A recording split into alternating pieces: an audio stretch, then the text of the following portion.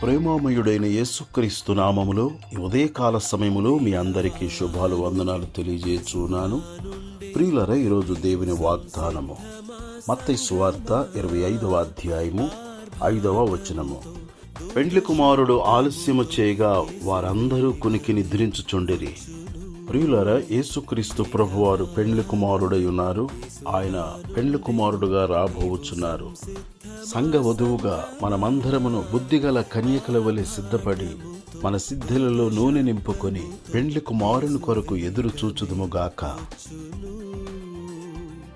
సిద్ధపడుమా ఓ సంఘమా, మేల్కొనుమా క్రైస్తవ సంఘమా. సిద్ధపడుమా ఓ సంఘమా, మేల్కొనుమా క్రైస్తవ సంఘమా. యేసుక్రీస్తు ప్రభువారు త్వరగా రానియున్నారు. ఆయన ఇంకనూ ఆలస్యము చేయుచున్నారు. ఎందుకంటే ఏ ఒక్కరూ నశించకూడదని, ఇంకా సిద్ధపడని వారి కొరకు ఆయన ఆలస్యము చేయుచున్నారు. మారు మనసు పొంది బాప్తిస్మము పొంది రక్షింపబడుటకు మనము ఆలస్యము చేయక త్వరగా రక్షణ పొందుదుముగాక. పరిశుద్ధమైన జీవితము కలిగి సిద్ధపడి అనేక మందిని సిద్ధపరచుదుముగాక. దేవుడి మాటలు మన కొరకు దీవించునుగాక. ఆమేన్.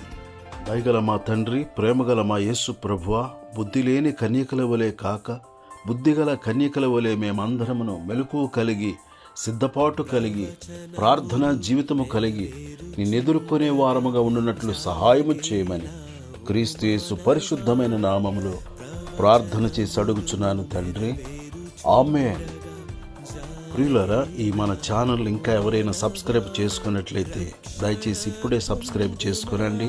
అనేక మందికి షేర్ చేయండి, లైక్ చేయండి. దేవుడు మిమ్ములను సమృద్ధిగా దీవించునుగాక. ఆమేన్.